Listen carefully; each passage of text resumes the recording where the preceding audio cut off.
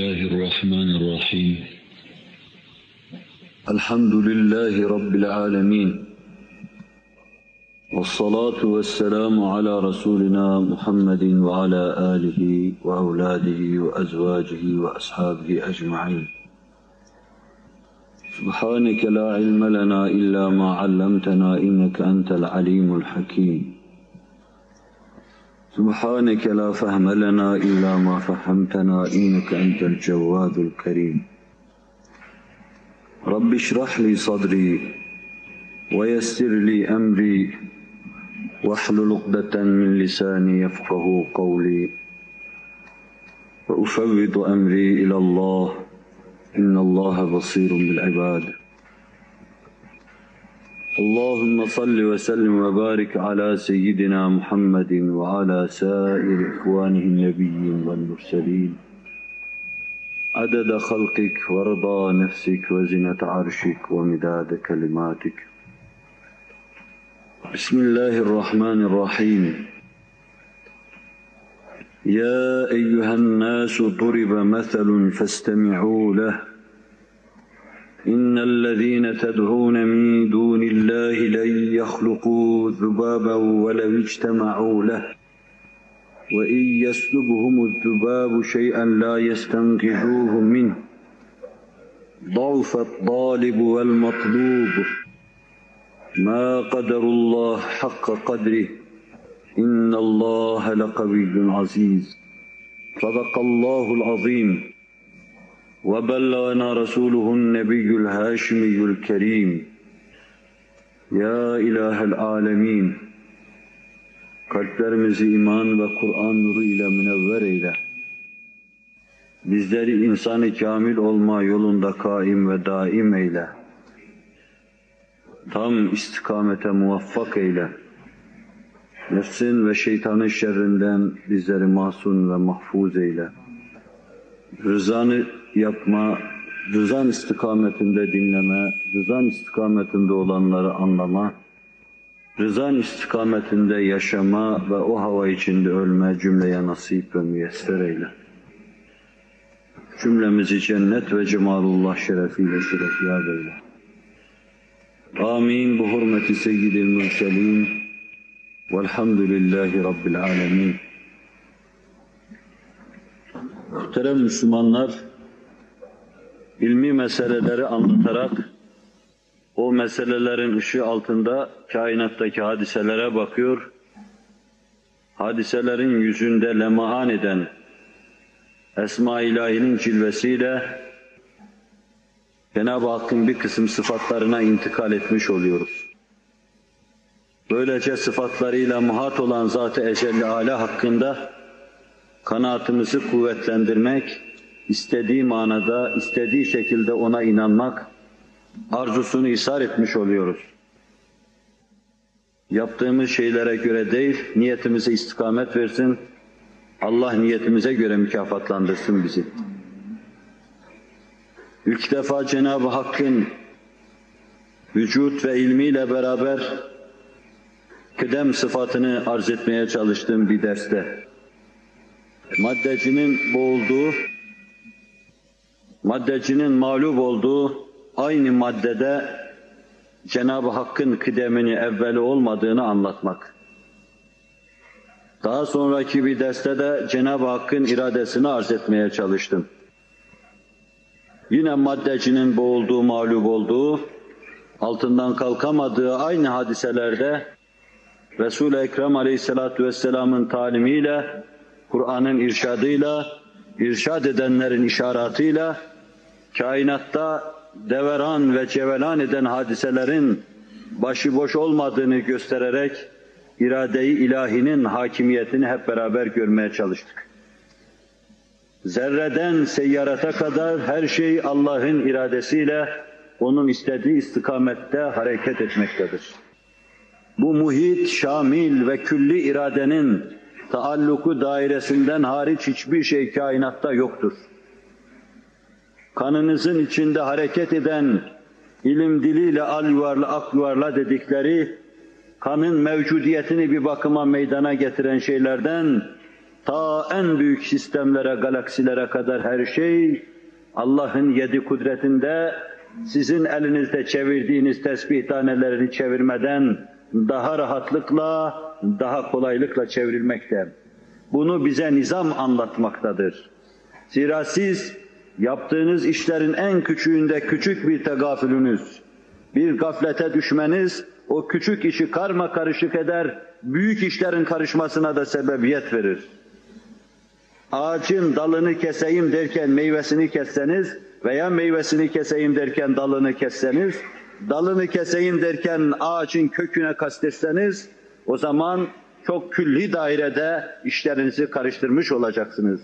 Bundan anlaşılıyor ki en küçük işlerde dahi küçük bir gaflet işi alt üst ediyor. Kainat ağacı ki ışık olsanız, her saniyede 300 bin kilometre mesafe kat etseniz, trilyon sene gitseniz, Allah'ın idare ettiği mekanın sadece bir parçasını dahi kat etmiş olamazsınız. İşte bu geniş mekanı idare eden Allah, hiçbir yerde Celle Celaluhu bir arızanın, Kur'an'ın ifadesiyle فَرْجِعِ الْبَسَرَ هَلْ تَرَى مِنْ فُطُورٍ, bir füturun, bir boşluğun, bir arızanın görülmemesi gösteriyor ki zerreden seyyarata kadar her şeyde irade-i ilahi var. Allah'ın iradesinin mahkumudur her şey. Her şey onun iradesi istikametinde hareket etmektedir. Bununla da Cenab-ı Hakk'ın ilmini, vücudunu, iradesini ve hadiselerin zatına baktığımız zaman yine kudretini görmüş oluyoruz. Bir de Cenab-ı Hakk'ın saydığımız sıfatları arasında hayat sıfatı vardır. En son derste işte bu hayat sıfatının etrafında bir şeyler söylemeye çalıştık. Hayat hem mülk tarafı hem melekut tarafı nurani bir şeydir. Hayat doğrudan doğruya Allah'a bakar Celle Celaluhu. Hayatı ve mevti maddi kanunlarla izah etmeye imkan yoktur. Dünyadaki herhangi bir hadiseyi bir kısım esbab içinde belki izah etmek mümkündür. Fakat hayat dünyanın sonuna kadar bir muamma olarak kalacaktır. Ama inanan bir insan için esasen kainatta hiçbir muamma yoktur. Çünkü her hadisenin verasında Allah'ın iradesi, Allah'ın kudreti vardır. Şu kendimize nazarımızı gezdirdiğimiz zaman, teker teker her fert kendisine nazarı gezdirdiği zaman, ben diye seslendiği, benliği, mahiyeti içinde o benliği devam ettiren bir şey var. Duygularıyla, düşünceleriyle, hususi dünyasıyla, alaka duyduğu şeylerle, nefret ettiği şeylerle hususi bir dünyası vardır. Bu hususi dünyanın direği, kayyumu bir bakıma insanın kendi hayatıdır. O hayatın cevheri, o hayatın dayandığı temel taş ise o da ruhtur. İşte bu ruh Allah'ın nefhidir, Allah tarafından canlıya üflenmiştir ve Allah'tan inkıta olduğu zaman da insanın hayatı sona erecektir. Allah kayyumiyetiyle devam ettirdiği müddetçe devam edecektir. Bu noktadan çıkış yaparak hayatın doğrudan doğruya Cenab-ı Hakk'a raci olduğunu göstermek, Allah'ın hay sıfatını ispat etmek için bir evvelki derste bazı şeyler arz ettim. Kısaca onlara bakış yaptıktan sonra tekamülün olup olmayacağı hususunu ve tekamülcünün delillerini size anlatmayı söz vermiştim. Bunu yer yer arz ederim. Bu meseleyi sizin huzurunuza getirip size hem benim başımdan aşkın bir mesele olduğu halde hem de cemaatin yabancı olduğu bir mesele olarak anlaşılmaması bahis mevzu olduğu halde huzura getirip arz etmemde bir kısım sebepler var. Birincisi, bizim kendi yapımızda ve kainat yapısında Cenab-ı Hakk'ın icraatına ait bir kısım şeyleri müteala edip onu alkışladığımız zaman nasıl bir haz duyuyoruz, nasıl bir hoşnutluk içimizde hasıl oluyor ve nasıl bunları düşünmeye Allah emrediyor Celle Celaluhu ve nasıl biz düşündükçe imanımız kuvvet kazanıyor, öyle de maddecinin mağlup olduğu en küçük dairede dahi Allah'ın icraatını, Allah'ın tasarrufunu gösterme, insanın en küçük parçalarına inme, atomuna inme, molekülüne inme, hücresine inme ve oralarda dahi dolaşma, Allah'ın tasarrufunu görme, bülbül gibi Cenab-ı Hakk'ın sanatlarını alkışlama, onların üzerinde şakıyıp durma. İşin bir yönü budur. Sanat-ı ilahi görüp alkışlama. Bir meşheri gezip bir sanatkarın sanatları karşısında onu takdir hissini duyup alkışladığınız gibi. İlkbaharda her şeyin cuşu huruşa gelip yeşerdiği, neşvü nema bulduğu, revnaktarlığıyla sizi şairane konuşturduğu günlerde, haftalarda gezip dolaştığınız zaman nasıl bahara alkışlarsınız? Allah'ın sanatlarını alkışlarsınız, bilerek veya bilmeyerek. Öyle de en küçük dairede, bir ağacın hücresinde, bir insanın hücresinde, beynin küçük bir fakültesinde Cenab-ı Hakk'ın aynı tasarrufunu görme, Cenab-ı Hakk'ı alkışlama, bülbül gibi varlık çiçekleri üzerinde, vücut gülleri üzerinde, sanatı ilahi üzerinde şakıyıp durma, işte bunun için bu hususları arz ediyorum. Hem nefsim namına hem de sizin namınıza. Maksadımı anlatmak için anlattığım şeyler bilmiyorum anlaşıldı mı? Bu da anlaşılmadıysa öbürü hiç anlaşılmadı. İkinci şıkka gelince, çok kimseler maddenin ruhlarında çöreklenmesi neticesinde, maddeye haddinden fazla inhimak etmeleri neticesinde, maddileştiklerinden Allah'a karşı, sıfat-ı ilahiyeye karşı, esma-i ilahiyeye karşı gabileşme, manayı anlamama mahkumiyeti içindedir.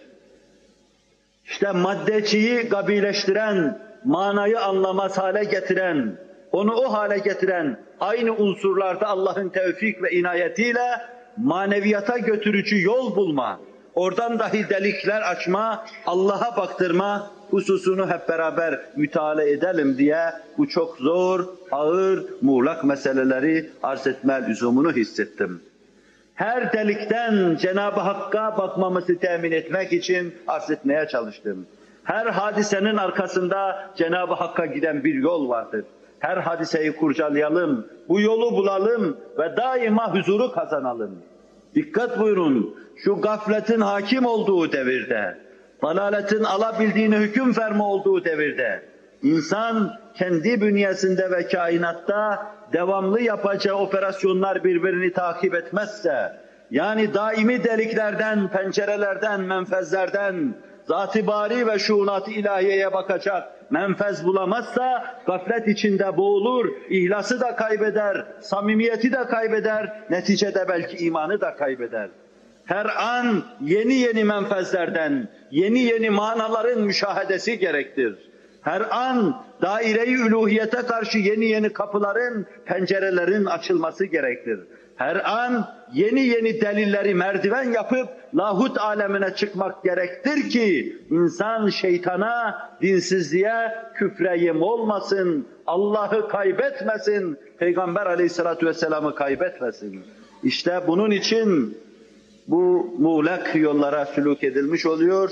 Belki bunu size değişik bir şekilde başka bir ders münasebetiyle de yine arz edeceğim ama fakat tembih mahiyetinde arz etmiş oluyorum. Tembihin manası geçmişleri hatırda tut, geleceğe dikkat et demektir. Siz de geçmişleri hatırınızda tutun ve geleceğe dikkat edin. Bir önceki derste size canlının kendi kendine meydana gelemeyeceğini, mevcut mekanizmanın bunu hasıl etmesi mümkün olmadığını arz ettim. Her şeyin Haliki Allah'tır Celle Celaluhu. Onun içindir ki Halik ismi Cenab-ı Hakk'ın zatına hastır. Ve Türkçemizdeki yaratıcı kelimesi de Halik'in karşılığıdır. Her şeyin yaratıcısı Allah'tır. Her şeyin Haliki Allah'tır. Yaratma hiç kimseye isnat edilemez. Öyleyse Ali, Veli falan şeyi yarattı sözü kafire yakışır bir laftır. O kafirin sözüdür. Falan en küçük şeyi dahi yaratamaz. Yaratan Allah'tır. Allah'ın yarattığı şeyleri, Allah'ın yarattığı kuvvetle, Allah'ın verdiği iradeyle yan yana getirip inşa etmeye yaratma diyorsa bu da şaşkınlığın ifadesidir. Bir çıkrık dahi insan yaratamaz. Onu maddesiyle, mahiyetiyle, teşkilatıyla yaratan Allah'tır Celle Celaluhu. Kaldı ki nesil yaratsın, kaldı ki medeniyet yaratsın. Bütün bunlar firavunane tiz perdeden söylenen küfür laflarıdır. Hazreti Adem'in karşısındaki ilk kafir şeytanın lafıdır. Hazreti Nuh'un karşısındaki ikinci kafir bilmem kimin lafıdır. Musa'nın karşısında Firavun kafirinin lafı, bu Allah Resulü'nün karşısında bu ümmetin Firavun Ebu Cehil'di diye vasıflandırdı, Ebu Cehil'in lafıdır. Yaratan Allah'tır Celle Celaluhu. Onun için canlı kainatta kendisini meydana getirecek mekanizmayı bulamadığından, bu mekanizma kainatta mevcut olmadığından kendi kendine var olamayacaktır, arz ettim bunu. Pasteur'ün tecrübesini, kendi kendine bir şey var olamaz hususunu arz ettim. Balçık içinde, çamur içinde, bataklık içinde bir solucan meydana gelemez. Onun ilk maddesi bir kısım proteinlerin bir araya gelmesi ise ilk defa bunlar canlıya dönüşeceği an haliyle bir kısım şeylere ihtiyacı vardır. Gıdaya ihtiyacı vardır. Bu gıdanın sentezini yapabilecek, sentetik gıdalar yapabilecek mekanizma o esnada onun vücudunda mevcut olmadığından canlı kendi kendine meydana gelemez. Meydana gelmeye uğraşan canlıya protein lazımdır. Protein yine canlının vücudunda hasıl olur. Canlı ortada yokken ikinci canlı meydana gelemez. Canlı meydana gelirken, hayatını devam ettirirken enerjiye, kesilmeden enerjiye ve belli bir oranda enerjiye ihtiyacı vardır. Senin kalbin her an bu enerjiyle atmaktadır. Senin vücudunda da elektrik akımları vardır. Caminin içindeki lambaları aydınlatan elektrik gibi. Ama caminin içindeki elektriği senin kalbine bağlasalar, kalbin duruverir. O belli bir oranda Allah tarafından tespit edilmiştir. Fazlası da öldürür, azı da öldürür. Belli oranda tespit edilmiştir. İşte o belli orandaki enerji, o canlının hem vücudu için hem de hayatı için devamlıdır. Halbuki bunu da size arz ettim. Böyle bir mekanizma yok ve bu enerjiyi temin edebilecek bir makina, bir santral bilmiyoruz canlı meydana gelmeden. Hele denizlerin dibinde bu işin olmasının hiç imkan yok. Denizin karanlıklarında, güneş şualarından mahrum yerde kendi kendine proteinlerin bir araya gelip bir yığıntı hasıl etmeleri, kör çöp gibi bir araya gelmeleri, sonra tesadüfen birleşmeleri, sonra nereden aldıysa aldı bilmem enerji hasıl etmeleri muhal ender muhaldir. Hiçbir akıl sahibi bunu kabul etmez. Bunları da arz etmeye çalışmıştım. Bütün bunlarla canlının kendi kendine meydana gelemeyeceği hususunu arz ettikten sonra bir canlının diğer bir canlıya dönüşmesi meselesinin de muhal olduğunu yine arz ettim. El cümle, insanın vücudunda insan karakterini taşıyan, insanı insan olarak durduran bir şey vardır. Dört ayaklı varlıkları trenlerle sevk ederken kara vagonlarda sevk ediyorlar. İnsanları da kompartımanlarda sevk ediyorlar. Onlar orada olacak, o da orada olacak. Yer değiştirilse çeşitli arızalar meydana gelir. İnsanların önüne bir demet otun atıldığını görürsünüz. Öbür tarafa da bir yığın yemeklerin götürüldüğünü görürsünüz. Bu daha sonra doğacak çeşitli şaşkınlıklara sebebiyet verir. Binaenaleyh insanın mahiyetini muhafaza eden ve devam ettiren, arz etmiştim, kromozomları vardır, karakter taşıyan genler vardır, veraset intikal ettiren şeyler vardır. Bunlar insanda başkadır, hayvanda başkadır, başka şeyde başkadır. Binaenaleyh insandaki değişmemekte devam etmektedir. Bu hususlarda bir canlının başka bir canlıya dönüşmesinin imkanı olmadığını arz etmiştim. Bataklıkta bir solucan dahi olsa, bu solucan hücre hücre büyüse ya şöyle olacaktır, bu büyüme şekli şöyle olacaktır. Tıpkı halkın deniz anası dediği gibi, denizlerdeki amipler gibi bölünecek, o tek başına bir koloni, bu da tek başına bir koloni, ya böyle olacaktır, müstakil yaşayacaklardır. Veya birbirlerine bitişik insan vücudunda başka canlıların vücudunda olduğu gibi hücreler kafa kafaya verecektir. O zaman bir solucan durmadan büyüyecektir. Büyüyecektir, hücreleri çoğaldıkça büyüyecektir, büyüyecektir, büyüyecektir. Halbuki biz biliyoruz ki solucan bir noktaya kadar büyüse dahi orada sanki birisi karşısına çıkıyor, dur diyor. Bir adım dahi ileri atamazsın. Onu tevkif eden, durduran bir şey var. Ve görüyoruz ki solucan hücreleri çoğalmakla başka şey olmuyor, kurbağa olmuyor. Solucan olarak doğuyor anasından, solucan olarak yaşıyor, solucan olarak ölüyor. Başkaları karıştırsalar, hepsine ayrı kader tayin etseler dahi müşahedelerimiz bize gösteriyor ki her nevi kendi kaderiyle doğuyor, kendi kaderiyle yaşıyor ve yine kendi kaderiyle ölüyor. Bu derste bu husustan başlayıp hücrenin içine girmiştik esasen, meseleyi devam ettirelim. Yorgunluğunuzu ve meselelere karşı pek çok kimsenin yabancılığını muvakkaten unutarak arz etmeye çalışacağım. Allah Celle Celaluhu Kur'an'ında ferman ediyor. Em huliku min gayri şeyin em humul halikun. Ne o tiz perdeden öyle büyük iddialar. Boş şeyden mi yaratıldıklarını sanıyorlar? Allah tarafından maddeyi asliye olmadan kendi kendilerine mi olduklarını sanıyorlar? Yoksa kendilerinin Haliki mi? Bu iddia içindeler mi? Diyor Allah Celle Celaluhu. Hayır, biz bu iddia içinde değiliz. Biz boştan yaratılmadık. Temel maddelerimizi Allah yarattı. Sonra bizim terkibimizi yine Allah yaptı. Şu anda da bizi devam ettiren Allah'tır. Bunu ilim söylüyor bize. Evvelki misalleri hatırlarsanız daha sonraki misallerle de aynı şeyi görmüş olacağız. Ya eyyühen nas, duribe meselun festemi'u leh. İnnellezîne ted'ûne min dûnillâhi len yahlukû zubâben velev içtema'û leh. Ey insanlar! Size bir misal arz ediyorum. Bir darb-ı mesel takdim ediyorum Kur'an diyor. Size arz olundu. فَاسْتَمِعُوا لَهْ Dikkat kesilin, kulak kesilin ve dinleyin diyor. اِنَّ الَّذ۪ينَ تَدْعُونَ مِنْ دُونِ اللّٰهِ Allah'tan başkasını davet edenler, Allah'tan başkasına dua edenler, Allah'tan başkasından yardım dileyenler, bütün mülhitler, kafirler, ashab-ı dalalet, Allah'a karşı ilan isyan eden ne kadar varsa وَلَوْ اِجْتَمَعُوا لَهُ Onların hepsi bir araya gelseler, onun için toplansalar bile لَنْ يَخْلُقُوا ذُبَابًا Bir sinek dahi yaratamayacaklar. Kur'an ferman ediyor. Bunu şundan arz ettim. Çok kimseler diyorlar ki kendi kendine bir varlık olsa ne olur, benim itikadıma ne zararı var? Bir zaman böyle tabii kanunlarla olmuş, oluşmuş ve gelişmiştir, ne zararı var? Asla ve kat'a. Hilkatı Allah kendisine isnat ediyor. Ve beşer tarafından tüpü kullansa da, laboratuvarı kullansa da asla ve kat'a bir sinek dahi yaratamayacaklarını Kur'an söylüyor. Kur'an bize bu vadide bir işarette bulunursa, bir yol gösterirse biz Kur'an'ın yoluna sadakat mecburiyetindeyiz. Allah Kur'an'a sadakattan bizi ayırmasın.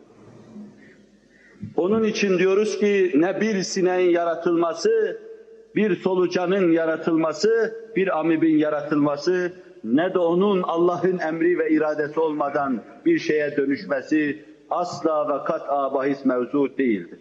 Dönüşme olamaz muhterem Müslümanlar. Hücre misaliyle bu hususu arz etmiştim.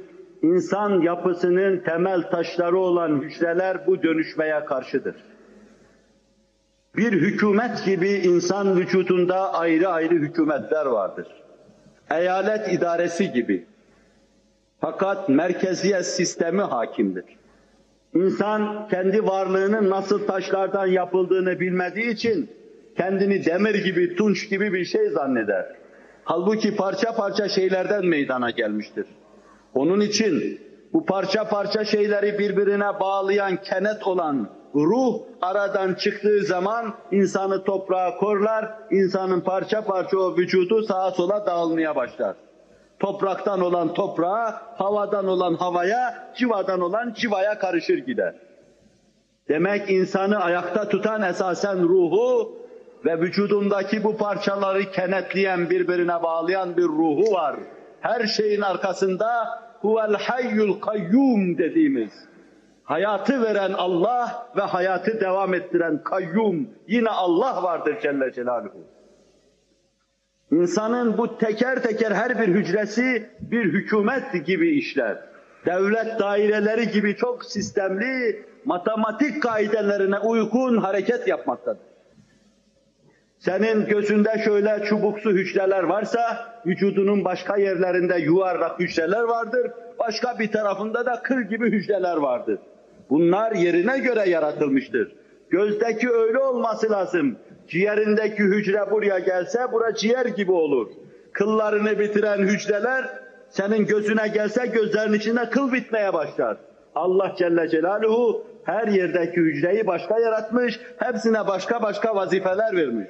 Birine demiş ki senin vazifen piyadelik, piyade tüfeğini kullanacaksın. Öbürüne demiş sen haber merkezcisin. Öbürüne demiş sen telemprimörcüsün. Öbürüne demiş telsizcisin. Bunların vazifelerini birbirine karıştırdığınız zaman mesele alt üst olur, ordu mağlup olur. Kıl bitiren başkadır, şu vücudundaki kılları bitiren ayrı hücrelerdir. Ama gözünde görmeyi temin eden de ayrı hücrelerdir. Görme vaka bir muammadır ama fakat mekanizma bugün anlatılmaktadır. Gece başını kaldırırsın, uzaktan sana göz kırpan bir yıldıza bakıverirsin. Ve sonra sen o yıldızdan gelen ışığı görmüş olursun. Yıldız gördüm dersin. Halbuki esasen bir mekanizma işliyor senin hücrende. Gözünün çubuklu hücresinde, amudi hücresinde bir mekanizma işliyor. O gözündeki DNA neyse o hücrenin içindeki DNA hemen bir şifre çakı verir beynine, beyin fakültesine. O gözüne çarpan ışığı hemen elektrik sinyali haline getirir, beyne gönderiverir. Ve beyin onu gözüne aktardığı zaman sen görüverirsin. Sen sanarsın ki ben başımı diktim de ışığı gördüm. Bir mekanizma sana gösterdi. Gördüren esasen orada optik bir mekanizma vardır. Sen ondan habersiz yaşıyorsun. Ve böylece o hücre mütemadiyen göze gelen bu zayıf şuaları parlak hale getirir. Sinyaller, ondan sonra sen ondan haberdar olursun. Fakat orada demek ki bir elektrik sarfiyatı oluyor. Öyle mekanizmayı Allah kurmuş ki hükümet gibi. Şeker yakıverir. Şekerden hasıl olan enerjiyle bu işleri yapıverir o hücrecik. Geriye kalan su ve karbondioksit de hücrenin içinde ayrı şeyde kullanılır. Onlar da ayrı iş yapıverir. Küçük bir hücrede olur bütün bunlar. İğnenin ucunda binlercesinin toplandığı hücrede bu enteresan ve baş döndürücü hadiseler olur. Annenin karnına girdiğimiz zaman da çok daha değişik şeylerle karşı karşıya kalırız. Hepimiz annenin karnından çıktık ama bir daha oraya girmeyi düşünmeyiz. Fakat fikren girelim, hayalen girelim orada. Nasıl teşekkül ettirildiğimize, nasıl geliştirildiğimize, bu hale getirildiğimize hep beraber bakalım. Küçük bir canlı gidiyor, bir yumurtanın zarından içeriye giriyor, ondan sonra o yumurtada kıyametler kopmaya başlıyor. Kıyametler kopuyor gibi hareket başlıyor. Bunu Kur'an'ın bu hususu mucizane anlatan ayetlerini arz ederken anlatacağım. O hususu fasıl fasıl, kademe ve kademe anlatmayı Kur'an'a bırakacağım inşallah Teala. Burada arz etmek istediğim şey, hücrenin yapısı herhangi bir dönüşmeye, dış müdahaleye karşı daima dirsek dayayacaktır. Yabancının sizin evinize girmesine nasıl kapılarınız kapalı, nasıl içeriye giremez? Öyle de bir yabancı mana ve mahiyetinin hücrenin içine girmesine hücre yapısı asla ve kat'a müsait değildir. Cenin rahmi maderde teşekkül etmeye başlar. Bir çocuk teşekkül etmeye başlıyor. Kısa zamanda hemen 2 trilyon hücre teşekkül eder. 2 tane hücreden 2 trilyon hücre oluverir.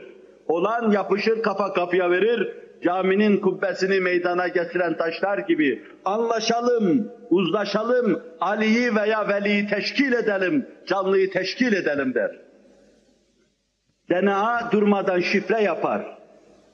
Orada baş kimyacı ve muhabereye muhatap olan RNA dediğimiz ayrı bir dizi, protein dizisi, asitlerden yapılmış ayrı bir kadro, ayrı bir askeri teşkilat, onlar da bu şifreleri alır, ona göre 20 küsür amino asitten proteinler tertip etmeye başlar. Ve böylece kısa zamanda arz ettiğim gibi 2 trilyon hücre teşekkül eder kendi kendine. Bir taraftan bu hücreler teşekkül ederken, beri taraftan da devamlı yıkılmaya maruzdur. Yıkılır ve yapılır, yıkılır ve yapılır. Her an insanın vücudunda bahar, sonbahar vardır. Kıyamet ve yeni dünyaların yapılması vardır. Durmadan değişme vardır. İnsanı yaratan Allah Celle Celaluhu yaratırken vücudunda bu mekanizmaya hakim kılmış ve bu esbabla insanın hayatını devam ettirmiştir. İnsanın beyninde o kadar fazla hücre yaratmıştır ki Allah Celle Celaluhu, vefat edeceği ana kadar bir sürü hücre harap olduğu halde, harap olup gittiği halde, insan harap olup giden hücrelerin farkına bile varmaz. Harap olan hücre kendisine ait vazifeyi arkadakine nasıl devreder, öbürü nasıl devri teslim alır, insanın düşündüğü şeyler ilmi nasıl intikal eder, hayalinde olan şeyler nasıl intikal eder, çocukluğuna ait hatıralar nasıl intikal eder, nerede olur bütün bunlar, nasıl bunlar sinema şeridine alınmıştır, nasıl teybe tespit edilmiştir, nasıl bir mekanizma, kuvve-i hafıza mekanizması çalışmaktadır. Bütün bunlar ilim çok şeyi şerh etse dahi bugün hala bizim için bir meçhul ve bu meçhullerin arkasında bu mekanizmayı idare eden Allah Celle Celaluhu vardır. İnsan vücudunda bir kısımda enzimler vardır. Bunların yaptığı faaliyet o kadar mükemmel, o kadar muntazamdır ki Allah Celle Celaluhu hastalıklara karşı bunları koşturur, antikorlar yaptırtır. Ve vücut böylece hastalıklardan korunmuş olur. Hücre senin vücudunda küçük bir parça, böylesine seni, senin mevcudiyetini, sıhhatini devam ettirmek için faaliyet halindedir. Onun zarı içinden daha geri değil, belki daha enteresandır. Hücrenin, milimetrenin milyonda bir kalınlığı kadar. Metreyi düşünün, milimetrenin milyonda bir kalınlığı kadar bir zarı vardır. Toplazma. Bu bekçi gibi vazife yapar. Hücrenin içine girip zarar verecek şeyleri sokmaz içine. Faydalı olacak şeylere yol verir. Hücrenin içindeki malzeme dengesine dikkat eder. İçten kendisine yapılan şifreye karşı bize şu proteini yapmak için şu ham maddelere ihtiyaç vardır. Yani yandım suya ihtiyaç vardır, şekere ihtiyaç vardır. Kendisine şifre geldiği zaman vücuttan, mideden oraya gelmiş, taksim edilmiş şekeri kapısının önünde görür. Şekere der ki sana ihtiyaç varmış, gir ithal ettim seni. Fakat suya sana ihtiyaç yoktur. Şu zararlı şeye, bibere bilmem tuzluya sana ihtiyaç yoktur. Böylece orada bekçilik yapar. Bundan anlaşılıyor ki esasen hücrenin içinden kendisine gelen şifrelere göre hareket ediyor. Binaenaleyh herhangi bir canlıya dönüşme mevzuunda isterse başka bir şey dışarıdan enjekte etmek suretiyle, isterse efendim ona bir dış müdahale suretiyle o hücreyi başka şekle çevirmeye imkan ve ihtimal yoktur. O incecik zar üzerinde çeşitli santrallar kurulmuştur adeta. Hücrenin içinde neye ihtiyaç varsa onlar hemen bildirilmektedir. O santrallar çalışmaktadır. Vücudun şeker dengesi bozulduğu zaman, şeker hastalığı oldu diyorsunuz. Vücutta şeker dengesinin bozulması, şeker nispetinin artması demektir bu. Şeker dengesi bozulduğu zaman hemen santral çalışıverir, bir haber gönderilir. Nereye haber gönderilir? Beyin hemen faaliyete geçer. Hemen pankreas faaliyete geçer. Ona denir ki sen biraz insülin ifraz etmeye, istihsal etmeye başla. Yani şeker hızını biraz yükselt çünkü bozuldu, denge bozuldu der. Bu mekanizma senin elin içine girmeden, başını içine sokmadan, gözünle bakmadan, kulağınla Allah diyen bu sesi dinlemeden Allah'ın iradesiyle kendi kendine olmakta, olduğu gibi mevcudiyetini muhafaza etmeye çalışmaktadır. Bundan anlaşılıyor ki bu hücre dün nasıl hücre ise bugün öyle hücredir. Bu hücre değişmeyecektir. Senin en küçük parçan değişmedikten sonra o parçaların meydana getirdiği mahiyetinde asla ve kat'a değişmeyecektir. Bu hususu daha evvelki derste de bir nebze arz etmeme binaen bu hususu bu kadarlıkla bırakıp diğer dönüşme, mutasyon dediğimiz şeye hep beraber intikal edelim. Yalnız dikkat ve teemmül isteyen, bilhassa karşımıza çıkan mülhitlere karşı dinimiz, imanımız olarak Allah'ın mevcudiyeti hayy-ı kayyum olduğunu müdafaa etmekle mükellef kimseler olarak bilme, söyleme mecburiyetindeyiz. Bizim meselemizdir bu. Batıl temeller üzerine kurulmuş komünizmi inkarcı, Allah kabul etmeyen çok rahatlıkla anlatıyor. Sen sana ait meseleleri öyle rahatlıkla anlatamazsan, onun dinsizlik hesabına bağlandığı kadar Allah'ına bağlı değilsin demektir. Bunun manası da budur. Bir canlıdan arz ettim, diğer bir canlıya dönüşme asla olamaz. Şu ana kadar söylediğim şeyler, evvelki cumaki söylediğim şeyler vaka meseleyi tavzih etmiştir. Fakat tekrar arz edeceğim, bir canlı diğer bir canlıya asla dönemez. Bu dönmeyi iki şekilde ele alalım veya onlar iki şekilde ele alıyorlar. Bir, tedrici dönmeler olur. Bir insan biraz insanlığından kaybeder, sonra biraz daha kaybeder, sonra biraz daha kaybeder, sonra biraz daha kaybeder derken aradan asırlar geçince insan insanlıktan çıkar, başka bir şey olur. Veya bir canlı o şekilde bir canlı olmadan biraz kaybeder, başka şeyler kazanır, daha sonra biraz şeyler kazanır, daha sonra başka şeyler kazanır. Üzerinden asırlar geçince o da karşımıza bir insan olarak çıkar. Bu mesele ya böyle müteala edilir veya def-i ani mutasyon diyoruz. Birdenbire dönüşme şeklinde olur. Her iki şekilde de göreceğiz ki mesele olmayacak. İlk defa birinci şekilde ne bir canlının diğer bir canlıya dönüşmesi, ne ağacın canlıya dönüşmesi, ne de ağacın başka bir ağaca dönüşmesi asla vaki ve varit değil. Ehli dalaleti aldatan bir kısım şeyler olsa bile, kafirleri aldatan bir kısım şeyler olsa bile, fakat esasen çok sağlam olarak istinad edeceğimiz hiçbir şey yoktur. Solucanın misalini hatırlayın, fakat burada ayrı bir misal daha vereyim. Meyve kurtu üzerinde, drozofilla üzerinde uzun araştırmalar neticesinde vardıkları netice şu oldu. Bir sinek acaba dönüşür de arı olur mu? Veya kara sinek sivrisinek olur mu? Sivrisinek kara sinek olur mu? Meyve kurdu başka bir şey olur mu? Meyve kurdu kelebek haline gelir mi? Mahiyeti değişir mi bunun? Bir karıncada sonradan kanatların hasıl olması mahiyetinin değişmesi demek değildir. Mahiyeti değişse bak dikkat edin. Kanatlı karıncadan doğan karıncanın sonra kanatlı olması lazım.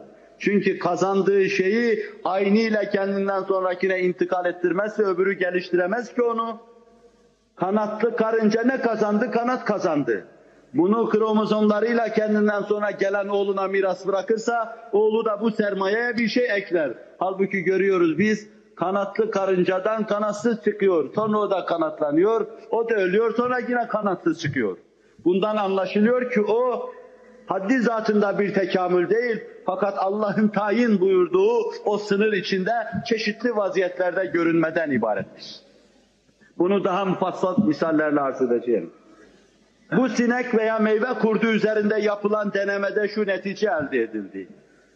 Bu dönüşme, ani dönüşme, yani insanın herhangi bir hayvana dönüşmesi, herhangi bir hayvanın yakın bir başka bir hayvana dönüşmesi çok defa bu canlıyı öldürüyor. Bunu insan üzerindeki misalda açık arz edeceğim. Geriye kalan pek az nispetteki bir kısım geriye kalıyor ise de fakat çok çirkin oluyor. Gelecek nesillere bir güzellik ve daha fazla mütekamil bir mahiyet aktarmak şöyle dursun, çirkin bir mahiyetle karşımıza çıkıyor. %1 nispetinde sadece kanatlar güzelleşiyor, fakat o da mukavemetsiz ve ömrü az oluyor. Hemen var olur olmaz adeta arkasından ölü veriyor, başka bir neslin meydana gelmesine imkan kalmıyor. Esasen bu kabil dönüşmelerde umumiyet itibariyle kısırlığın olduğunu biliyoruz, biraz sonra arz edeceğim. Bu dönüşme boşu boşuna iddia edilse dahi çeşitli devirlerde çeşitli canlıların çeşitli canlılara dönüştüğünü gösterir hiçbir müstehase mevcut değildir yeryüzünde. Fosil diyorlar ya, falan devirde falan şekilde yaşamış, falan devirde de falan şekilde yaşamış, bu zincir hiçbir zaman gösterilmemektedir. Hiçbir zaman. Diyorlar ki mektepte senin çocuğunu dinsiz ederken bir kısım dinsizleri hepsi değil. Eski devirlerde atların 5 tırnağı vardı. 5 tırnağını kaybede nihayet tek tırnaklı hale geldi. Demek kainatta bir dönüşme var. Bu dönüşme olmasaydı at 4 tırnağını kaybedip tek tırnaklı olarak karşımıza çıkmazdı. Evet, bir vakitler belki 5 tırnaklı atlar yaşamıştır tarihin bir devrinde. Allah hususi bir nevi olarak yaratmış, yaşatmıştır. Böyle bir dönüşmeye ilim müsait değildir. Böyle bir dönüşmeye ilim cevaz vermemektedir. Meşhur biyolog Bato diyor ki, bir tek vasfını kaybedip tek bir vasfın bir canlı tarafından kazanılması için 100 milyon nesil lazım ki kazanabilsin bunu. Nesil 100 milyon sene demek değildir. Bir nesil yaşıyorsa şayet 100 sene, 200 sene yaşıyorsa 100 milyon nesil lazımdır ki at tek tırnağını kaybetsin. Binaenaleyh atın tek tırnağını kaybetmesi şayet 100 neslin geçmesine bağlıysa, vabesteyse 4 tırnağını kaybetmesi 400 milyon neslin geçmesine vabeste bir şeydir. Halbuki bu at taş devrinden, küre-i arzın taş olduğu devirden ele alınacak olsa şimdiye kadar bir kısım yaklaşık hesaplarla küre-i arzın ömrü bu işe müsait değil. Yani atın tırnaklarını atıp da tek tırnaklı olarak karşımıza çıkmasına müsait değildir. Bununla beraber acaba bu at 5 tırnaklı olma durumuna gelirken hangi nesilleri arkada bıraktı? Müstahasesini göstersinler bunun. Bütün araştırmalara, karıştırmalara yerin dibine girmelerine rağmen 4 tırnaklı bir at gösterememekteler. 3 tırnaklı gösterememekteler, 2 tırnaklı gösterememekteler. Ani birdenbire hemen bir atın 4 tırnaklı veya 5 tırnaklı olarak karşımıza çıkması ilmin kabul edeceği şey değildir. Ondan sonra şayet o at tekamül ettiyse şimdiye kadar niye acaba tek tırnaklı olarak devam ediyor da daha başka bir şekle girmedi? Kabul edelim ki matematikte yeri olmayan, biyolojide yeri olmayan bu mesele oldu kendi kendine. 5 tırnak düştü, tek tırnaklı at karşımıza çıktı. Ama at yine attır, deve değil ya, at yine attır, katır değil ya, o günkü at yine attır, şimdiki at yine attır. Bundan anlaşılıyor ki mahiyette esas itibariyle bir değişme yoktur. Böyle bir değişme asla ve kat'a kabul edilemez. Nasıl kendinden olma yoktur, öyle de değişme yoktur. Değil canlılar arasında, otlar arasında dahi bir değişme ve dönüşme asla bahis mevzu değildir. Dikkat buyurun. Gidin şu Nevbahar'da gezin, karşınıza çıkacak mavi otlara bakın. Bir de muhtevalarında ihtiva ettikleri şeyler arasında klorofil bulunan yeşil otlara bakın. Bunların her ikisi de aynı zeminde bitmiştir. Yeşil otların mavi otlardan meydana geldiğini kimse, aklı başında olan kimse iddia etmez. Bu yeşil ot mavi ottan olmuştur veya mavi ot yeşil ottan olmuştur diye kimse böyle bir iddiaya kalkışamaz. Kalkışamaz, ilk defa esasen teamüllerimiz buna müsait değil. Böyle bir şeyin olduğunu asla ve kata görmedik. Bizim bildiğimiz yeşil soğan, bildiğimiz günden beri yeşil soğandır. Tere bildiğimiz günden beri teredir. Sarımsak bildiğimiz günden beri sarımsaktır. Ne mahiyeti ne de şekli değişmemektedir. Bununla beraber şayet birisi çıksa bize dese ki bu yeşilin içinde 160 milyon hemoglobin var, öbüründe ise 40 bin tane vardır. 40 bin, nerede 160 milyon, bunların ikisi azsa ne ona dönebilir ne de ona dönebilir. Bu onun karakterini devam ettirmektedir, bu da bunun karakterini devam ettirmektedir. En basit canlı mertebesi olan otlar arasında dahi böyle bir dönüşme bahis mevzu olmazsa, canlılar arasında asla böyle bir dönüşme bahis mevzu olamaz. Ama Allah'a inanmadığı için, Allah'a inanılmadığı için, hılkat Halik-i Azam'a verilmediği için halletmeleri gereken meseleleri işte akıl dışı, mantık dışı bu yollara sapma suretiyle halletmeye çalışmışlardır.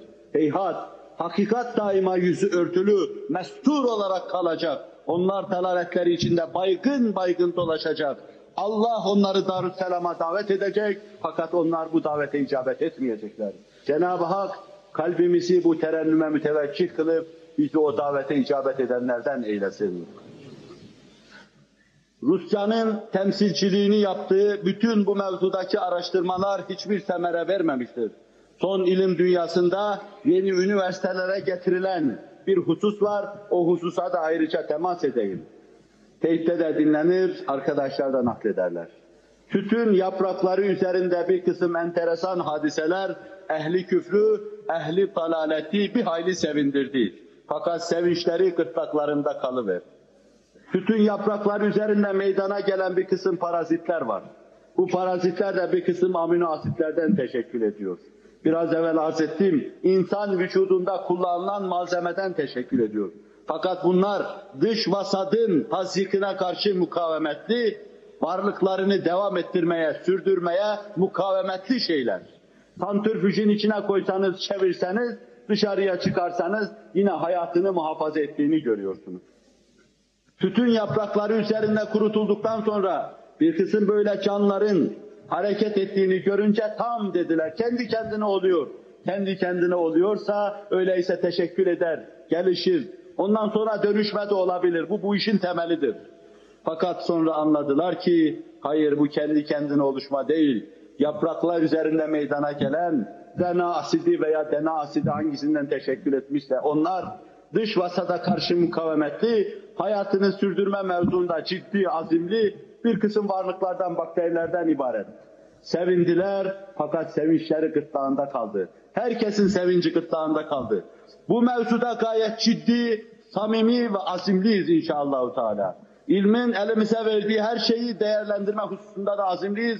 Çünkü inandığımız bir kat'i netice var.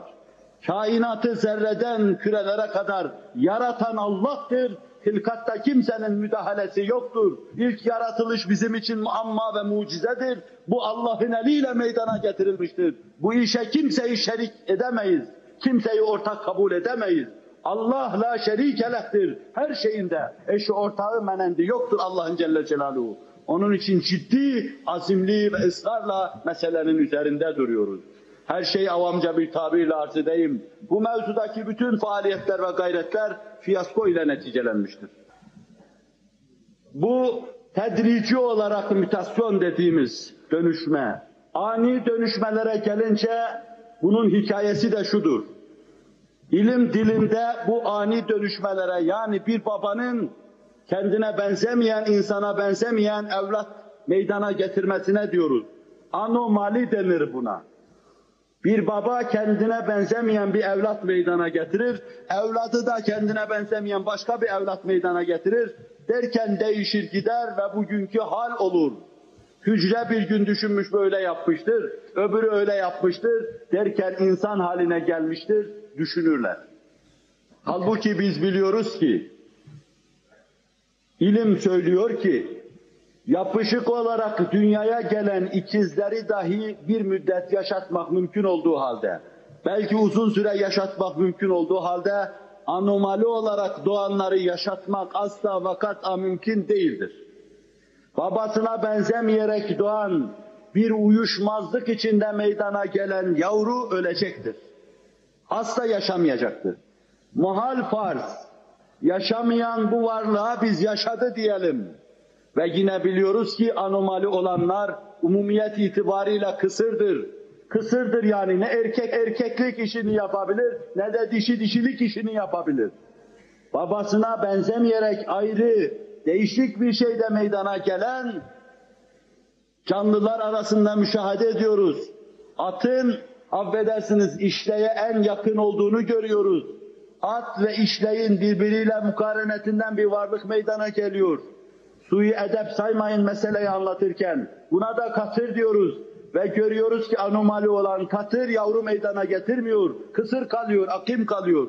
Öyleyse onların diliyle arz edeyim. Kısır kalan şeyden evrim nasıl olacak? Dünyaya geldiği zaman ölen anomaliden nasıl olacak?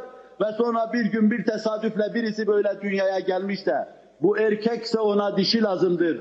O dişi ise ona bir erkek lazımdır. İkisi bu tesadüfle meydana gelmişse bir yerde meydana gelmesi lazımdır. Ayrı ayrı yerlerde olmuştu, ölmeden birleşmeleri lazımdır. Daha anomaliden başka bir anomali olsun, anormal gelişme devam etsin. Siz de görüyorsunuz ki avamca düşünsek, avamca anlatsak dahi bir canlının başka bir canlıya dönüşmesine ilim de cevaz vermiyor, mantık da cevaz vermiyor, şimdiye kadar hadiselerde cevaz vermiyor ve bulunan müstehaseler de bu mevzuda pek tatmin edici değildir. Buldukları şeyler tatmin edici değildir. Ayrı bir hikaye daha anlatayım size. Şayet insanı başka bir şeye dönüştüren bir mekanizma var ise insanda veya başka bir canlıyı insana dönüştüren bir mekanizma var ise canlının içinde, yani o canlı o canlıya dönmesi, o canlının da o canlıya dönmesi kabil ise ve bir insanın bir başkası tarafından insan olarak doğrulması şayet mümkün ise, bir insandan da başka bir şeyin doğması mümkün ise, bu mekanizma böyle dengesiz çalışıyorsa, şu netice çıkar karşımıza. Anomali şu netice çıkar karşımıza. Babaya benzemeyen yavru getirme şu netice çıkar karşımıza. Eşittir diyebiliriz buna. Bazen bazı kadınların köpek doğurması, bazılarının tilki, bazılarının tavşan doğurması o zaman normal kabul edilir şey haline gelmesi gerekir. Niye başka bir canlı içindeki mekanizma kendinden başka bir şey doğurtuyor da insan niye bir köpek, bir tilki, bir tavşan doğurmuyor? O zaman bu mesele nizahı yapılamaz. Mekanizma bozukluğu bu hikayeyi karşımıza çıkarır. Halbuki şimdiye kadar hiçbir kadından ne tilkinin, ne tavşanın, ne ördeğin çıktığını duymadık, görmedik. Görenler varsa Darwin'e kadar onlar da söylesinler. İkinci bir hikaye daha çıkar karşımıza. Şayet varlıklar böyle dönüşseydi, esasen Darwin'in kendi nazariyesi, kendi görüşüyle yıkılıyor. Varlıklar birbirine dönüşseydi, sabit canlıların tasnifi diye bir şey kalmazdı. Halbuki o diyor tilkiler, tavşanlar, ördekler, kazlar tasnif ediyorsun. Tasnif ediyorsun ve bunların üzerinde araştırma yapıyorsun. Durmadan bunlar böyle fırıldak gibi döner durursa, değişirse senin tasnifinin manası kalmaz ki. Yazılıp başka şeyler yazılan kitap gibi her an karşına başka manaları muhtevi kelimeler çıkarsa bu mevzuda sen hükme varamazsın ki, sağlam bir kanaata varamazsın ki. Bundan anlıyoruz ki bir canlının içindeki mekanizma o canlının karakterini taşıyan, o canlının mevcudiyetini devam ettirecek başka bir canlıyı meydana getirir. Kanun olarak Allah böyle kurmuştur, bu kanunu böyle yürütmektedir. Celle Celaluhu. Bütün bunlardan sonra şu neticeye varabiliriz. Bir şey kendi kendine meydana gelemez. Gelse mevcudiyetini devam ettiremez, misallerini arz ettim. Mevcudiyetini devam ettirse gelişemez, gelişse başka bir varlığa dönüşemez. Modern biyoloji bu işin karşısında, dünyanın yaratılışı bu işin karşısında, zaman böyle bir şey yapmaya müsait değil ve ortada onların iddia ettiği şeyi gösterir, sağlam bir mesnet yoktur. Sadece Neaten Dardal diye bir adamın iskeletinin ortaya çıkmış olması, Cava adamının iskeletinin ortaya çıkmış olması, Şafak adamı diye bir hülyanın, bir heyulanın ortaya çıkmış olması, Pekin adamı diye bir şeyin ortaya çıkmış olması esas itibariyle hiçbir meseleyi halletmez. Buldukları bir kafatasına 50 metre ötede uzaklıkta bir bacak bulup da onu o kafatasına uydurmaları, 50 metre ötede bir çene kemiği bulup onu ona uydurmaları, bu asla o devirde böyle bir insanın yaşadığını gösteremez. Esasen onların insan olup olmadığı mevzuunda da kimsenin kesin olarak bir şey söylemeye selahiyeti yoktur. Bu tamamen ilmi bir meseledir. Tereddüt vardır işin içinde, şüphe vardır. Bununla beraber bir hikaye daha arz edeyim. O adamların o hale gelmesine kadar onları o hale getireceği zincirden hiçbir şey yoktur ortada. Ne solucanın fosili vardır ortada, müstahasesi vardır. Ne kurbağanın fosili vardır. Ne kangurinin fosili vardır. Ne maymunun fosili vardır. Ne de ondan sonra gelişmeyi gösterir. Ayrı bir tablo bizim için bahis mevzudur. Bunlar bütün gösteriyor ki sadece her şey bir hülyadan ibarettir. Meseleyi cephemiz açısından kuru bir iddiaya münhasır bırakmamak için imanın ve Kur'an'ın verdiği fazilet adına onların söylediği delilleri de söyleyeceğim. Sonra siz gülün, o delillere bakın gülün. İlim böyle diyorken, hakikatler meseleleri bize gösteriyorken, Darwin'i ve kendinden evvelki Lamarck'ı aldatan neydi acaba? Bu görüşe tekamül nazariyesi diyoruz. Arapça bir kelime, gelişme. Evrim de diyorlar buna. Evrim, kainattaki evrim. Arz edeceğim tarifini. Bir başka ifade olarak da Darwinizm diyorlar. Kurucusunun adına izafeten söylüyorlar. Vaktin müsaadesizliğiyle meseleyi süratle anlatma mecburiyetindeyim. Bu görüş kısaca şu demektir. Darwin'in dediği gibi istifai tabii kanunu var. Frenkçe bir tabirle natürel seleksiyon diyorlar. Uydurma dille de buna tabii seçme diyorlar. Yeni en uydurma dille de doğal seçme diyorlar. İstifai tabii kanununa göre gerekli olan şeyler gelişir, varlıklarını devam ettirir.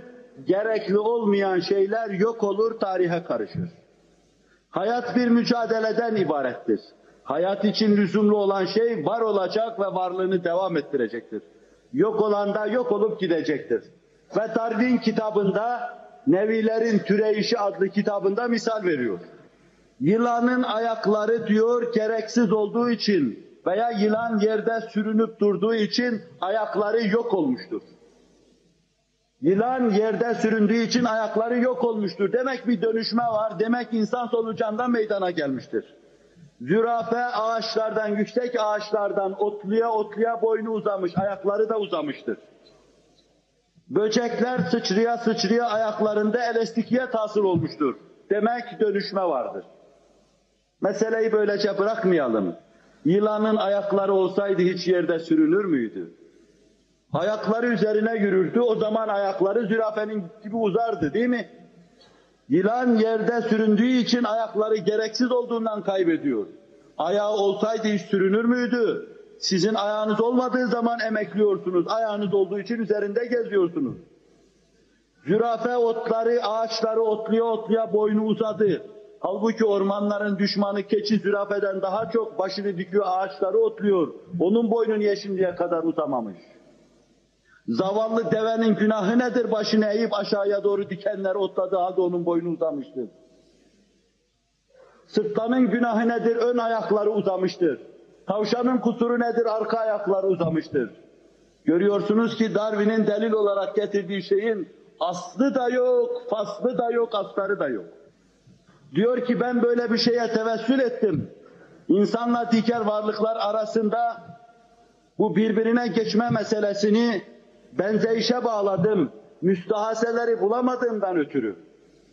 Eğer bulduğumuz Cava adamını daha evvelki varlıklara bağlayan müstahaseleri bulsaydım, onu bize bağlayan müstahaseleri bulsaydım, bu karma karışık yollara girmeyecektim.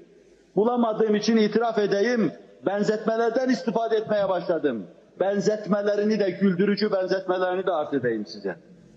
Lamarck bu mevzuda tenkit edilmiştir ilim dünyasında. Çünkü oldukça haysiyetli bir adamdır. Der ki, mekanizmayı Allah yaratmış, tekamül kanununu Allah vazetmiş, sonra kenara çekilmiş, kendi kendine gelişmektedir. Ama Darwin'e gelince o diyor ki, maddenin içinde, mahiyetinde, hasiyetinde vardır. Yani o materyalizm monimizmine taraftardır. Vahdet-i mevcuda taraftardır. Halbuki burada bir ustada az tasavvuf ve felsefeye vakıf olan kimse anlar ki, materyalizm monimizmi, vahdet-i mevcut tekamüle müsait değildir. Çünkü o görüşe göre Allah Celle Celaluhu kamili, mütekamili, mutlaktır. Tekamül etmek için gelişmeye kainatın ihtiyacı yoktur. Çünkü o görüşe göre kainat Allah'ın dışıdır. Allah kamildir, tekamül etmez. Binaenaleyh Darwin benimsediği bir nazariye ile esasen görüşü ters düşüyor. Çünkü benimsediği nazariye tekamülü kabul etmediği halde o monizm içinde bir tekamül dahi düşünüyor. Bu da felsefeden az behresi olan insanın anlayacağı şeydir. Vakit geçse dahi şu benzetmelerini arz etmeden geçemeyeceğim. Bir diyor ki insan hayvana benziyor. Nasıl benziyor diyorlar. Yine nevilerin, türlerin türeyişi diyor o. Neviler demek. Nevilerin Türeyişi adlı kitabında insan hayvana benziyor. Çünkü diyor atın kolu var, insanın da kolu var. İneğin yüzü var, insanın da yüzü var. Devenin bacağı var, insanın da bacağı var. Böyle bir toplamayı matematiği aklı eren hiç kimse kabul etmez. Çıra aydınlatıyor, elektrik de aydınlatıyor, mum da aydınlatıyor. Öyleyse bunların hepsinin menbaı birdir demek gibi gayri mantıki bir yola sapmak demektir bu. Tabii hayvanın yüzü olacak, tabii devenin ayağı olacak, tabii başkasının bacağı olacak. Ayağı, bacağı, yüzü olduğundan dolayı varlıkları birbirine benzetmek çok güldürücü bir şeydir. 2. Diyor ki zeka bakımından, zekanın kifayeti bakımından maymun insana benzemektedir. Halbuki bir maymun ne kadar tekamül ederse etsin, müşahedelerimiz onun yanlış olduğunu gösteriyor. İnsan hemen hayata gözlerini açar açmaz, mürekkebi kavrama durumundadır. Maymun ise 60 sene yaşasa, insanların yanında kalsa, beraber yataklarını alsa yatırsalar mürekkebi kavramayacaktır. Yani insan yağmurun altında, kışta, soğukta kaldığı zaman yanında bir kipridi varsa, bir odun yığını yapar, bir kibrit çakıverir, yakar, sırtını döner, ısınır, elbiselerini kurutur. Maymuna 30 defa bunu gösterseniz bu mürekkebi yapamaz. Belki sadece kibrit çakabilir. Belki sadece sizin gibi taklit eder, sırtını ateşe dönebilir. Fakat sırtı ıslandığı zaman, sırılsıklam olduğu zaman, tir tir titrediği zaman, yanına bir de kibrit koysanız, bir de odun koysanız oraya, o kibriti çakıp odunu yakmasını bilemez. Sırtını dönüp ısıtmasını bilemez. Sırtında bir elbise olsa onu kurutmasını da bilemez. Bundan da anlıyoruz ki maymunla insanın beyin yapısı bakımından çok farklı. İnsan mürekkebi kavruyor. Sebeplerden sonuçlara gidici zekaya sahiptir. O ise münferit hadiseleri kavrar ve sadece onları taklit eder. Ve diyor ki Darwin, anne karnında başka bir canlının evladıyla insanın evladı aynı şekilde gelişmektedir. Bu da üçüncü bir benzetmesidir. Yine kendi kitabında anlatıyor. Hakikaten ilim bize insanla başka bir canlının evladının aynı şekilde geliştiğini gösteriyor. Kur'an'ın bu husustaki ayetini anlatırken inşallah anlatacağım. Röntgen şualarıyla ilmin gördüğü şeyi 14 asır evvel Kur'an-ı Muhyüzül Beyan çok açık, çok seçik olarak anlatıyor. Yavru birinci fasılda ne haldedir? Nasıl yaşar? Nasıl temkin edilmiştir? İkinci fasılda nasıldır? Üçüncü fasılda nasıldır? Evvela eti mi olur, kemiği mi olur? Ondan sonra şekli nasıl değişir? Halka akar olarak nasıl karşımıza çıkar? Bunu Kur'an'ın mucizesini anlatırken inşallah o ayette arz edeceğim. İnsan değişik olarak gelir oraya. Değişik olarak gelir ama annenin karnında hayvanın yavrusu gelişirken neticede hayvan olarak kalır. İnsanınki gelişir, bir noktaya kadar gelir. Ondan sonra onun yapısını meydana getirecek ayrı şeyler ona şifre edilir. DNA, RNA'ya hemen bir şifre çekiverir. Bu şifre Allah tarafından yazılmıştır. Onun içine onun hayatını devam ettirme, şekil verme, rengini tespit etme, yüz hatlarını tespit etme, karakterini tespit etme, ses tonunu tespit etme, güzelliğini tespit etme, o küçük canlı içinde bütün bunları tespit etme, bütün bunların hepsi şifre edilir. Şifre edilir ve bunların tespiti yapılır. Mekanizma ona göre hazırlanır. Hazırlanır fakat bu şifre başka taraftan gelir. Ya DNA köpeğin karnında niye aynı şifreyi yapmıyor? İnsan formülünü ne diye vermiyor ona? Vermiyor çünkü Allah onu Celle Celaluhu o istikamette geliştiriyor, insanı da bu istikamette geliştiriyor. Binaenaleyh böyle bir benzerlikten insanla maymun arasında bir bağ kurmak, bu da akıl ve mantık dışı bir şeydir. Hele insanla hayvanın dünyaya gelişlerindeki fark çok aciptir, asla münasebet olmadığını gösterir.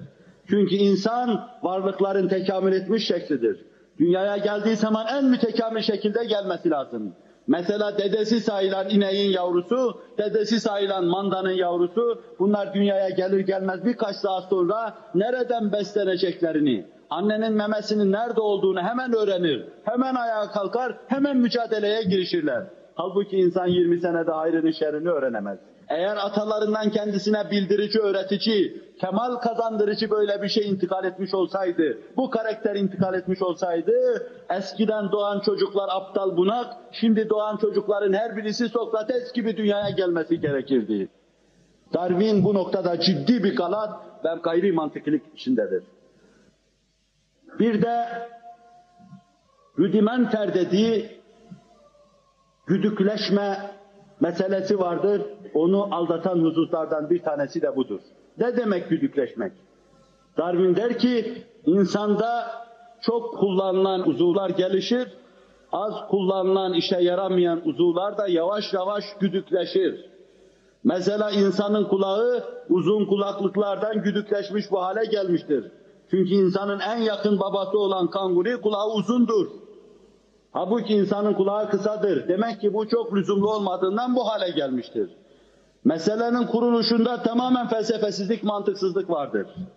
Kanguru acaba kulağını nede kullanıyordu?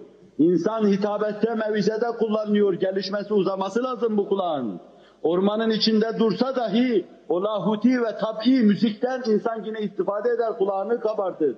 binlerce sesten, binlerce terennümden ayrı ayrı şeyler çıkarır ve kulağının dibinde öten her şeye kulak verir. Müzik mi dinledi, kanguru ki kulağı uzadı? Hitabet mi dinledi, mevize mi dinledi? Manasını anlayamadı, ormanın sesinden başka ne duydu ki kulağı uzadı da insanın kulağı güdükleşti? Bir de ayrı bir hikaye daha var. Kangurunun babası, dedesi de kurbağadır. Kurbağanın kulağı alabildiğine kafanın içine gömülü olduğunu siz görüyorsunuz.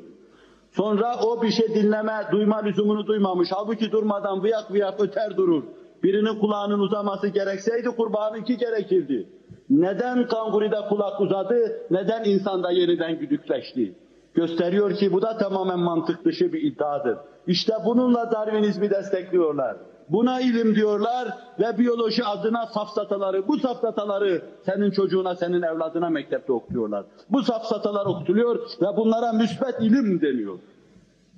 Eğer şayet bu güdükleşme meselesi olsaydı işe yaramayan kaybolup gidecek. Kuş kanatlarını çırpıyor, kanatları var uçuyor. Düşünün bu kuşun kanatlarının küçük olduğu, onu uçuramadığı bir devri düşünün. Bu kanatlar işe yaramadığı için yok olacaktır.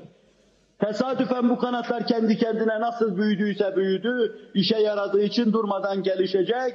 Bir sığırcığın kanatları sizin caminin kubbesi kadar olacaktır. Görülüyor ki bu da gayrimantıkidir. Koyunun memeleri mütemadiyen kullandığı için yerden sürülmesi lazım.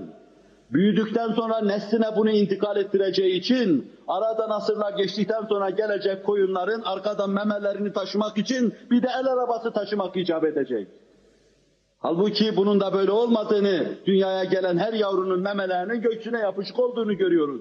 Ve sonra Allah Celle Celaluhu yavruya göndereceği bu hayat musluklarından akıtacağı süt için o memeleri geliştiriyor. Hem siz istifade ediyorsunuz hem de onun yavrusu istifade ediyor. Bu ve buna benzer şeylerle kitabı doludur. Ve tenakuzlar vardır. Bu mevzuda bir kısım kitabından sayfalardaki rakamları söylemek suretiyle tenakuzlarını de size arz edebilirdim. Fakat vaktin müsaadesizliği bu meseleyi de daha fazla uzatmama prensibiyle bugünlük bu kadarlıkla iktifa edeceğim. İnşallah Kur'an-ı Mucizül Beyan'ın insan hılkati mevzuunda, Efendimizin hadislerinin insan hılkati mevzuunda verdikleri hükmü nihai bir hüküm olarak arz ettikten sonra ayrı bir sıfat-ı ilahi anlatmaya, ayrı bir delile intikal edeceğim. Aczım ve zaafımı hatırlatma sadedinde arz edeyim.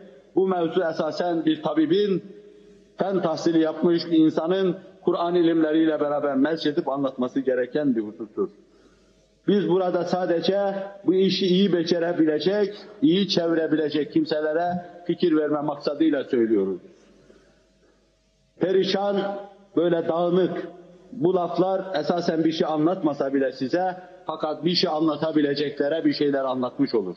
Onlar işe sahip çıksın, bu işe vasiyet etsin ve bu meselenin ciddiyetine yakışır şekilde anlatsınlar.